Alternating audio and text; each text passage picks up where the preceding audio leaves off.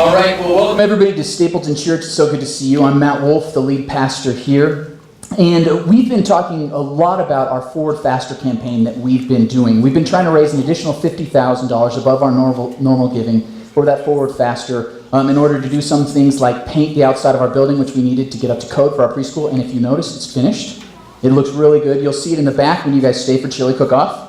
You can see that hall painted. It looks great. And we're so excited to have given to that. Another thing that we've been doing through this Forward Faster campaign is doing a rebranding and a new website.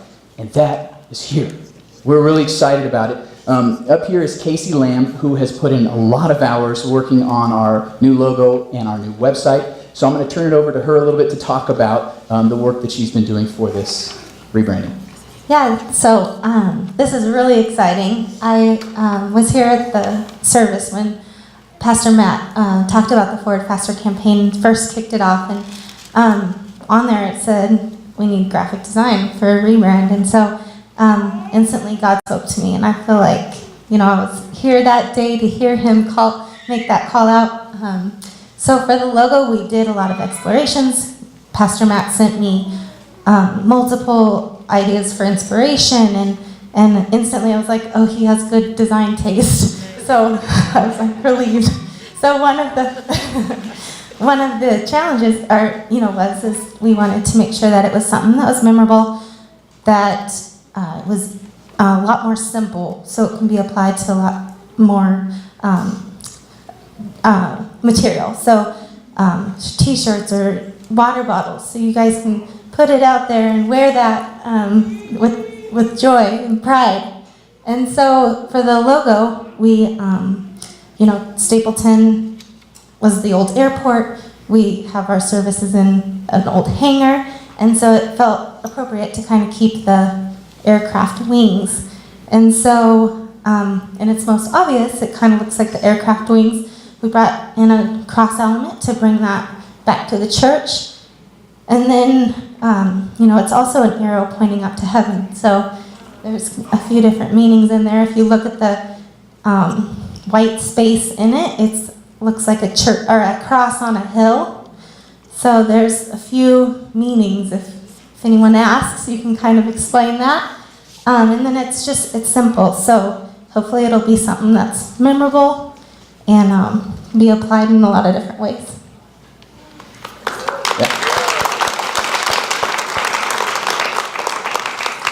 So Casey Lamb has been leading up a team that's also put together our new website. So that debuted this week. We've also had some other people helping out with that. Aaron Chan did all the photography for that. Sonny Chan, unrelated, did a lot of the back-end digital stuff that I don't even know what it is. So he worked hard on that. And we also had a couple other, Carrie, Casey's husband, put up some of the signs that you saw today. And we're going to be getting some more. That's why we need some more giving for Forward Faster to put up even more signs for that. And Allison Lecking, who has done a lot of the copy editing, the writing on our website to make sure it all sounds good and it's spelled right and that kind of stuff. So we've had a great team working together. Do you want to talk at all about the website? Yeah, so it is a lot easier to use, find what you're looking for. It's responsive, so no matter which device you're on, it optimizes for that device and creates a nice user experience. So make sure you go check it out. There's beautiful photography. All of that is brand new, and it's really nice. It'll be a great resource for our church. All right, thank you so much, Casey.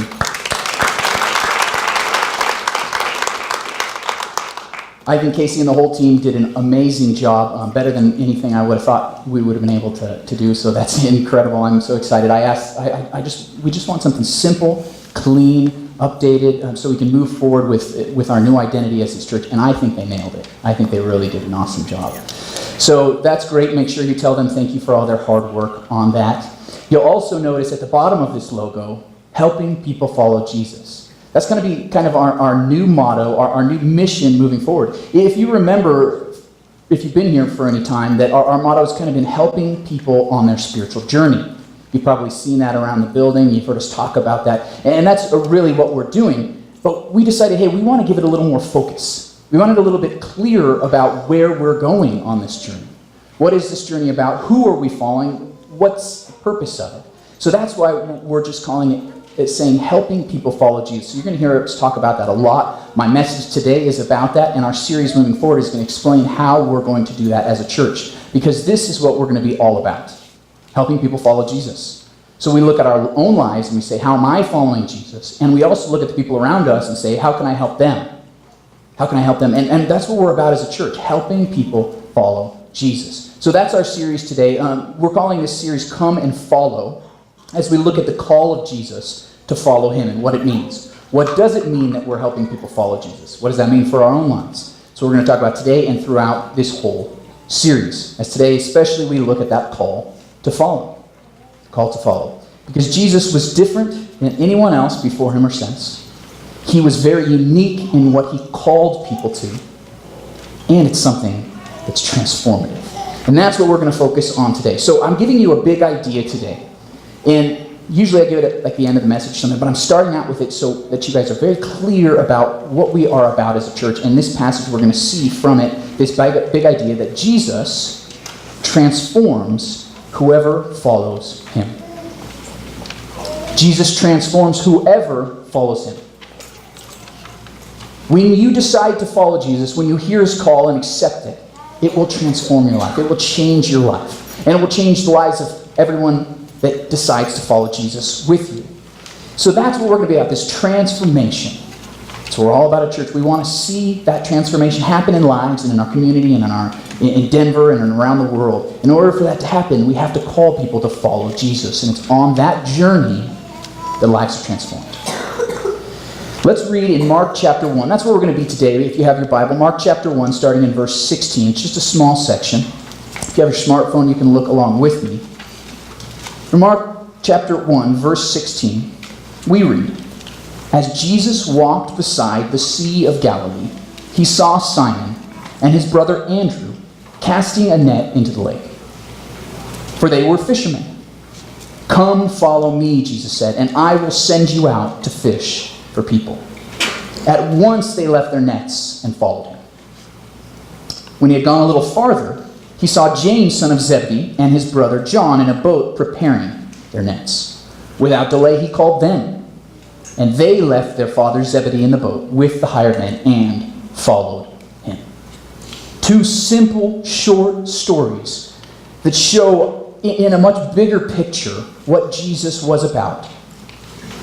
These men, these young men, were fishing, and then they drop everything and follow Jesus. And what you will learn if you read through the rest of the Gospels is that these men's lives were transformed.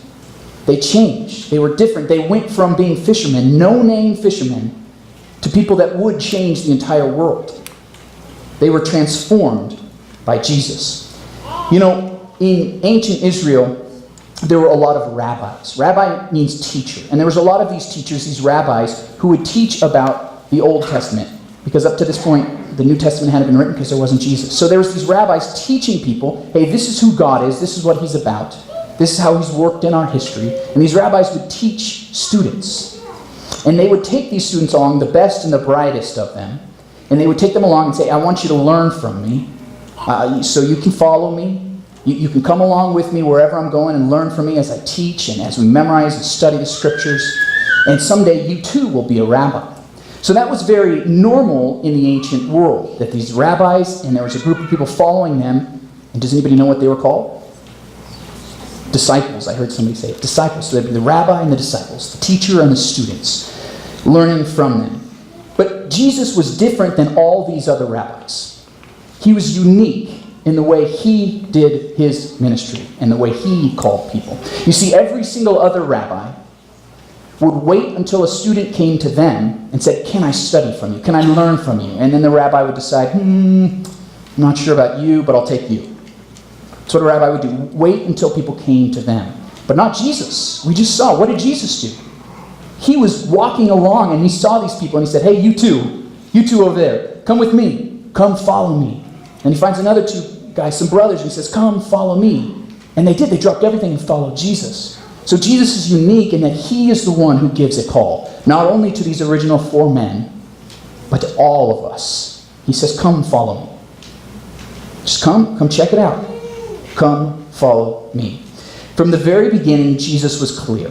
And he was also clear about how this was all about. He said, if you follow me, I will send you out to fish for people. He gave them the end goal too. You're not only going to learn from me, but you're going to be like me, inviting other people to follow me. You're going to be involved in this mission that I am on right now. And we'll talk about that in just a second. You know, this gospel message, this invitation, is very simple. Bill Hull, one of my professors, wrote, I have often suggested a simple elevator gospel message would be, follow Jesus and he will teach you everything you will ever need to know. So Jesus was calling people to follow him, and he was asking us to ask other people to follow him.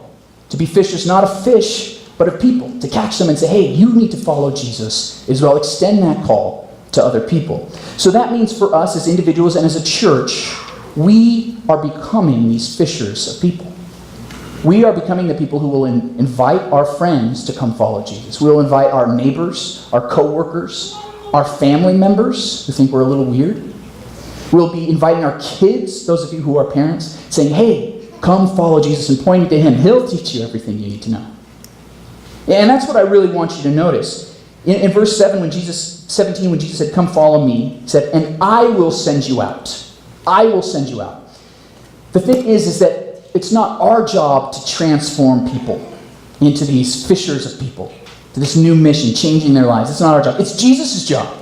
He said, I'm going to be the one transforming you. And that's why we get our big idea from this. When we follow Jesus, when he calls us and we accept that, it transforms us. Jesus does that. Jesus does that, not us. So that's why we can become fishers of men. What Jesus doesn't say is, I want you to enroll in this 10-step program. $17.95 a month, you're going to be getting up at 4:30 a.m. every morning and we're going to lose weight together. He doesn't say, I want you to take this class, and once you've taken all these classes in my school, then you'll come out with a degree. He doesn't say any of that, does he? He says, follow me. Follow me. Not a self-help program, not a certificate that you have to finish. He says, no, just follow me. And it will transform you. You will become fishers of men, fishers of women. You know, Jesus gives the end goal at the very beginning. He says, I will make you fishers of men. What's interesting is in the Gospel of Luke, a little bit later in his ministry, Jesus explains what happens in this process. He said the student who is fully trained will become like the teacher. You're not just learning from someone, but you're becoming like them.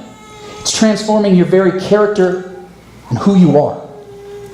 Jesus' call to follow was changing people, transforming them to be like him. So at the end, he's saying, hey, you're going to be like me. And I will transform you to be like me. Now, I have this diagram up here that I want you to see, this arrow, because a lot of us think about our faith and Christianity in general, and you think that you're either in or you're out. You're either a Christian or a non-Christian, a believer or an unbeliever. It's just black and white, right? But you don't really see that as clearly at this point in Jesus' ministry. He's just asking these guys to just follow him. Do you think that they knew he was the Son of God who had come to take away the sins of the world? I don't think so. And if they even thought maybe, they maybe had their doubts. They did, and you see that throughout the Gospels. They doubted, they worried, who is this Jesus guy? It was a whole trajectory. It was this arrow that Jesus was leading them on. He said, just follow me. Just follow me and learn from me.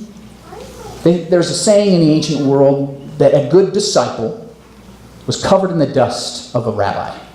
So just follow me, Jesus said. Just learn from me, watch me, and you'll start learning to practice the things that I do, to talk the way I talk, to love people the way I love people. Just come with me. So I want you to see this diagram because it's not in or out at this stage. It's just come follow me. This is what we're going to be about as a church. And you'll see here that I have some words to describe this journey.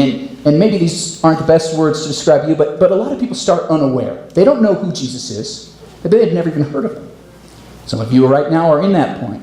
But then people, when they do hear about Jesus, they say something is unique about him. He's different. So then they're a little interested.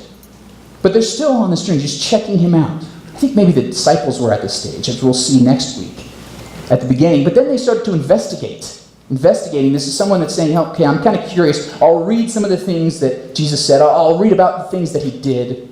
And I'm just going to investigate. Is this really the Son of God?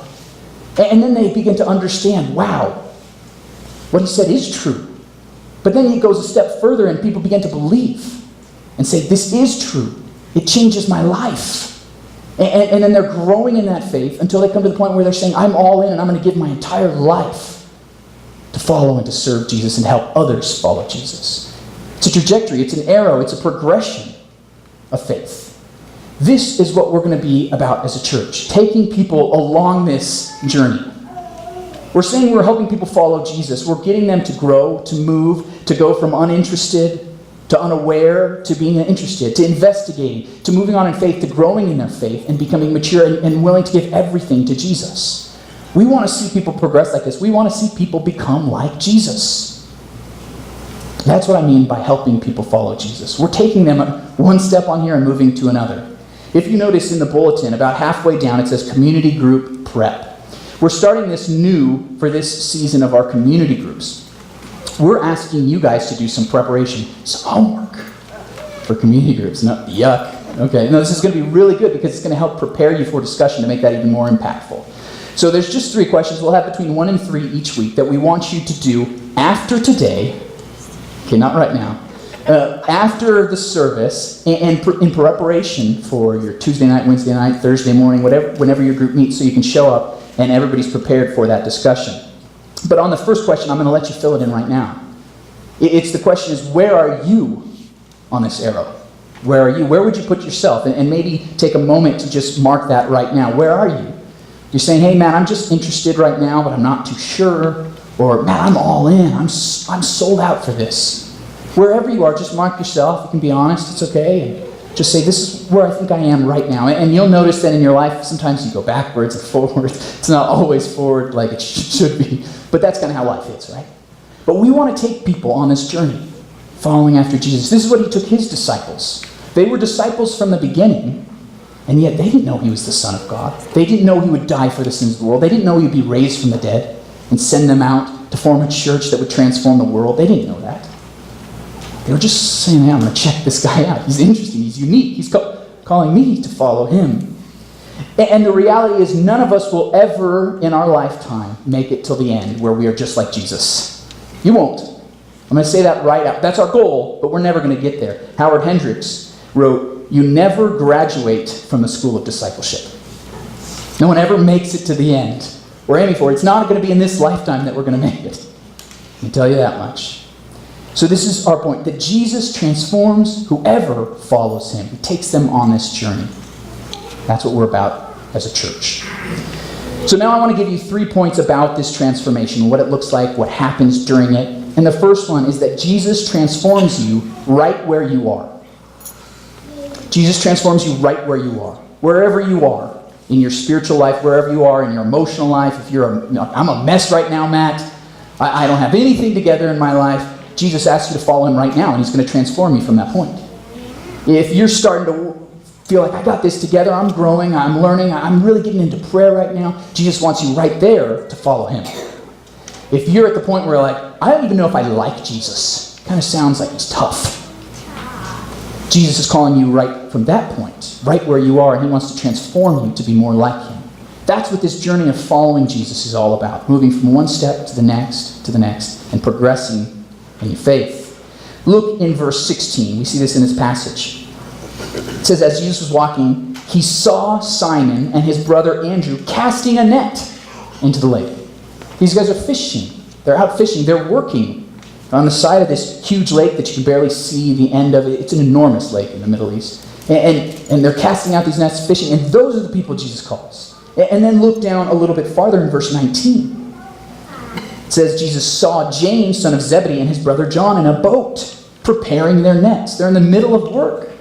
In the middle of a work week out there, getting ready. This was probably nighttime fishing because the nets, they didn't want the fish to see them. They go fishing at night. So they're preparing the nets right now, getting ready for an all-night job. And Jesus says, hey, right now, come follow me. Right where you are, come follow me. I think this is so significant, but we miss it because we don't understand how the ancient rabbinical school used to work. We know this from history that what happened was that there was 3 different levels of schooling for Jewish children. 3 levels of schooling. And the first one you would start at the age of 5. At the age of 5, you'd begin this school, and it was called the Bet Sefer. And you would begin to learn the Torah, the first 5 books of the Bible. And you'd study it, learn it, begin to memorize it, even as a little child. And that was the Jewish teaching. It was like elementary school. Well, then, in order to graduate from that, you'd move on at about the age of 10 to the Bet Talmud. And this wouldn't just be studying the Bible, you'd be studying what people said about the Bible, like theologians, what the rabbis were all writing in the Talmud. And you'd study that. But here's the thing. So every student would make it to that second level. But very, very few made it to the third. Very few made it to the third. Because in order to make it to the third, the rabbis would test the kids. They would make them pass all these different exams and answer questions from their memory. And only the best would be able to make it to the third level, which was called the Bet Midrash. And those students who were the best and brightest, the most spiritual, would learn from the rabbi, and someday, probably at the age of 30, would begin to have their own ministry, and they would become rabbis. But if you didn't pass that test, and didn't make it to the third level of schooling, you had to go home and learn a career. You had to go work in your family business, things like fishing. To go back and learn from your father, as we saw the Zebedee brothers, that's what they're doing. They're learning from their father Zebedee how to fish. And someday they'll take over the business. Probably Simon, who we know of as Peter. Jesus changed his name. Simon and his brother, they had already taken the business from their father. So they're in their family business. They couldn't cut it as rabbis. They didn't have enough memorized. They couldn't answer the questions. They weren't spiritual enough. They were the rejects. But who does Jesus invite to follow him? Those guys. So if you're like, Matt, I'm not good enough to be a fisher of people. I don't know if I could be that person who's helping other people follow Jesus. Yes, you can. Jesus took these guys and they said some dumb things. If you read the gospel, they did a lot of dumb things. They had a lot to learn. But Jesus said, those are the ones I'm picking. These are the ones I want to follow me. These guys, the rejects, the misfits, the fishermen who stink like fish. I want them to follow me. Because they're the ones that I will transform. So Jesus transforms us right where we are. Right where we are. I remember one guy that I was talking to, and he was just like, Matt, I'm a mess. There's a lot of days where I just want to leave everything, leave my family and kids, my job, I just can't handle the pressure and just leave. I don't even know if I can be a Christian. This is a person. And a lot of people thought he was a leader, right? And he's just like, I don't even have this, as I was having this conversation about putting him in leadership. It's like, I just want to run away from everything. I can't handle the pressure. And I told him, I said, you're the one who Jesus is calling right now. And he realized, yeah, it's true. Because right where he was, when his life was a mess, he was the one Jesus was calling to follow him, to do great things. And he did. And he's continued to follow Jesus, and he is a leader. He's a leader to this day. Because Jesus calls us right where we are. So no matter where you are today, unsure, maybe don't even like Christians, church, you had to drag yourself here this morning. Oh, it's so hard to get here. Don't like it. Wherever you are, Jesus is calling you to follow him. And he wants you to grow. He wants you to become more like him, to learn from him. And that's what we're about as a church. So we are welcoming and inviting to everyone. We invite everyone we know. Buddhists, invite them. Atheists, invite them. We're welcoming to anybody, whether they know a ton about their faith or they don't even like Jesus. We invite them and say, hey, come. We want you to follow Jesus. We're helping people even just to get on that arrow. Some people haven't even made it onto the thing, or they've gone the opposite direction. I don't even like Christians. I don't like Jesus. But we're inviting them, hey, come on this journey to follow Jesus. That's what we're about as a church. Everyone is welcome here. Everyone is invited to follow Jesus. So that's the first point. Jesus transforms you right where you are. But he also transforms something at the central of who we are as individuals. Two is that Jesus transforms you for a new purpose. It's our second point. Jesus transforms you for a new purpose, a new meaning. There's a new purpose for your very life. In verse 16, where it said Jesus saw Simon and his brother casting a net into the lake, it's really interesting. It says, for they were fishermen.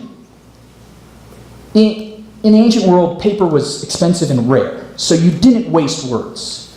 But it had just said, Mark had just written that they were casting their nets. So why would it say right after that they were fishermen? I think Mark is trying to highlight for us, these guys were in the middle of their jobs. They were busy. They had a business that they were running. And later on we see in verse 20 that it says these guys, these brothers, left their father Zebedee in the boat with the hired men and followed him. What's interesting about this is that probably they owned their own boat and there was hired men. So maybe Simon and his brother, their business was smaller. They didn't have a boat. They were casting from the shore, it says. But these brothers, the Zebedees, James and John, they were going to inherit a good business, a boat, other servants, hired people that could work for them. Man, they were going to be sitting pretty, having their own business, building that up. And Jesus says, come follow me. And they leave that behind. They leave a career. They leave this because Jesus gives them a new purpose. Mark Twain once said that the two most important days in your life are the day you are born and the day you find out why. And Jesus gave these men a purpose.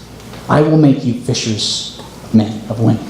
And he gives us the same purpose when we decide to follow him. There's a purpose now to our life, that we're part of something bigger, this kingdom of God that Jesus would teach about, that we can join in this thing that's revolutionizing the world. It's changing everything. It's transforming everything. Come join and be a part of this new purpose. A few years ago, a nonprofit organization did a fundraiser on eBay. And what they did was the highest bidder could win a chance for themselves to be written into Stephen King's next novel. They would have their own character in a story, right? How exciting is that? So there were 76 different bids, and the winner was, I think, just over $52,000. And they got their name and their character immortalized in a story when they would be killed off by Stephen King. People were willing to spend a lot of money to get their name written into a bigger story, because then you feel like you're part of something bigger. And Jesus says, hey, I want to invite you to this bigger story that I'm writing. I want you to become a part of something so much bigger than yourself, a new purpose that you didn't even know you had. Jesus gives us a new purpose, and that's how he transforms us. So, I want to be clear here that for some people this will mean leaving a career, leaving a job. But for most of us, it means that in that job, in that career, it's transformed and subsumed under something bigger. That now what we do with our whole lives will have a greater purpose. And we'll talk about that later in our series. So I don't want you all to quit your jobs right now. Maybe you need to if God tells you to do that. But for most of us, it's just saying, hey, now I have a bigger purpose. Now I am part of this great chain of discipleship, bringing people to know Jesus, helping them follow Jesus. Robbie Gallaty is a pastor I met earlier this year, and he said in his book, as a disciple maker, all you're doing is pointing at the one you're following and saying to those around you, come with me, I'm following him. You don't have to have everything figured out, know everything. You might be one step ahead of somebody on that arrow, right? But you're just saying, hey, I'm following Jesus, come with me. This is the purpose we're part of, and you're going to see lives transformed, communities transformed, the world transformed through all of this. And that's how Jesus is operating in our world today. So I want you to find that new purpose. This is going to be the purpose of our church, helping people follow Jesus. We're fishing for people now, not just for fish. Fish is good. We're part of something bigger now. And here's the third point I want you to get from this passage. That Jesus transforms you with a new family. You get a new purpose, and now you have a new family. In verse 20 of this passage, it says that without delay Jesus called them, and they left their father Zebedee in the boat. What's interesting is that verb left is the same verb that was used in the first half of this passage for Simon and his brother leaving their nets. In the same way that they left their nets, these guys leave their father. Their father who was going to give them the business. They were going to inherit it from him. Everything was about learning from this father and learning a trade. And they're leaving that behind to become part of something bigger and a bigger family than themselves. Jesus calls people to leave those family ties behind. Yes, we still love our family. We're still a part of the family, but the same ties are not there. We have a new family that we're a part of. In Mark chapter 10, Jesus said, "Truly I tell you, no one who has left home or brothers or sisters or mother or father or children or fields for me and the gospel will fail to receive 100 times as much in this present age, homes, brothers, sisters, mothers, children, and fields, along with persecutions, and in the age to come, eternal life." He's saying you're going to leave a lot behind when you follow me, but you're going to gain even more, much more. You're going to be part of a church family, and you're going to be part of a church that spans the globe and for the last 2,000 years. Thousands upon thousands. There are some 2 billion people today that claim to be Christians. That's a big family you get to be a part of. This new purpose that you get to be a part of, this kingdom. And then when we make it to the end, in eternity, we'll see all the saints from all the ages that we will be part of. We have brothers and sisters around us today. We have people that will spiritually teach us. We're in a new family when you become a Christian. I remember in my last church, there was a young man, a teenager, and he, I think, came to youth group for the first time trying to pick up chicks, like most guys do when they're teenagers, right? And he didn't really know anything about Christianity. He hadn't ever gone to church, and he eventually became kind of interested, and he took home a Bible one summer and read the whole thing. He knew something was different about it. So instead of just coming back to youth group the next year, he started coming to church too. And this was really difficult because his parents didn't go to church. In fact, they actively opposed him coming to church. They were trying to stop him from doing it, put barriers in his way. And we had to arrange for cars to pick him up in the morning and plead with his parents to let him come to church because he had found a new family. And he was willing to do it, and eventually we convinced his parents to come and let him be baptized. And he was baptized, and everyone got to see, and he got to publicly declare, even his parents came to see this new family he was a part of. He still loved his parents, still loved his family, but now he had a new family. And that's what happens when we start following Jesus. We are transformed with a new family. With a new family. I think that this process of being in the community, the family of believers that we're here in church, and hopefully you will be when you join a community group, is a lot, it's a lot like a rock tumbler. Like a rock tumbler. Do you remember those? I had one of these as a kid for a little while. These little things that you put a bunch of rocks in, and you put water and some powder or something in it, and then you'd leave it there for days and weeks, and it would just turn around and around and around. Well, you'd leave these jagged rocks in there, and a few weeks later, they would turn into smooth, perfect, like gems. It was cool. Because these rock tumblers, what was going on was these rocks were banging up against each other and hitting each other as they're turning over and over again and smoothing each other out. This is what happens in the church. We talked about it last week when we said iron sharpens iron. That these friends that we have as Christians sharpen us and make us better. That's what happens in church. We're being transformed with and through this new family that we have to be more like Jesus. People will encourage you, challenge you, call you out when you're doing something stupid. Yeah. We're sharpening each other. And that's why I want to challenge you to join a church family. Please join ours. I mean, you're here, might as well. Some of you have kind of been on the fringe or kind of been checking us out or unsure, or even maybe just unsure about me. I don't know about this new pastor. But I hope that you guys can make that commitment. And say, I want to be a part of this family because that's what Jesus calls me to. And one of the best ways you can do it is in a community group. A community group. Join, sign up today after the service, because then it's not just going to be sitting next to someone. You're going to be sitting in a circle facing each other, talking about life. Discussing the deeper things that we never talk about when we just hang out with someone. This is so important, this community for the new family, if we want to be transformed. One study found that only 42% of American Christians are committed to an intentional relationship with other Christians. Only 42% of people would do something like a community group. We want 100% of you to do that. Because it's in that process, in a community, that you are going to be transformed to be like Jesus. We need that community. We need that family. So join one. Join one today. So we've seen 3 points about this transformation, right? That Jesus calls us to. That he transforms us right where we are. That he transforms us with a new purpose and with a new family. This is all part of this process of helping people follow Jesus. We want you as individuals to be on this journey, and we want you to be inviting others with you on the journey as well. So I have two questions for you. Two questions. The first one is, Jesus calls, will you follow? Today, he's not just extending that invitation to those 4 guys 2,000 years ago. He's extending it to you. He wants you to follow him today.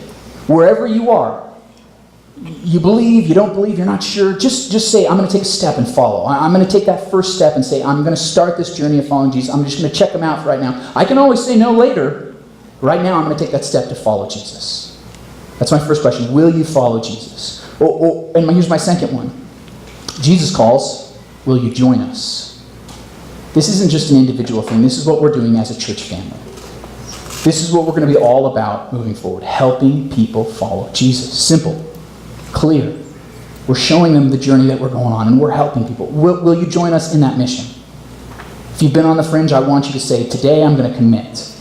Today I'm going to take the next step. Next week you can come to our new friends lunch. After the service, get another free meal, which is great. And you can get to know me and the other staff, get to know some other people in the church. And then a month from now, we're going to have a membership class. We're going to have a baptism next month. And that's when you can say, I'm really committing to this church. I'm taking the next step forward in this journey. Join us in this. Dietrich Bonhoeffer once said, the church is only the church when it exists for others. That's what we want to be about. Helping others follow Jesus. Helping people follow Jesus. You know, when you measure the effectiveness of a seed, think about like apple seeds. You can measure it by how many seeds are in an apple. Because all those seeds, are potential trees, right? That's one way to measure it. The other way is to measure how many apples come from a tree, from one single seed, right? That's what we're going to be about as a church. It's not just bringing one person along, but because every person you bring along, they can influence all the other people around them to help people follow Jesus. That's why we're saying that this transformation is not just going to take place in individual lives, but it's going to transform our community, and it's going to transform Northeast Denver, and really our entire city and world. It's what Jesus has been doing for 2,000 years, going from these 12 disciples to over 2 billion people, transforming one at a time, and then multiplying that like not just seeds going out, but trees bearing more fruit and more fruit. That's what we're going to see as part of this kingdom. And that's what we're a part of as a church. Making disciples, helping people follow Jesus. So we're going to have the band come up, and they're going to lead us in a final song.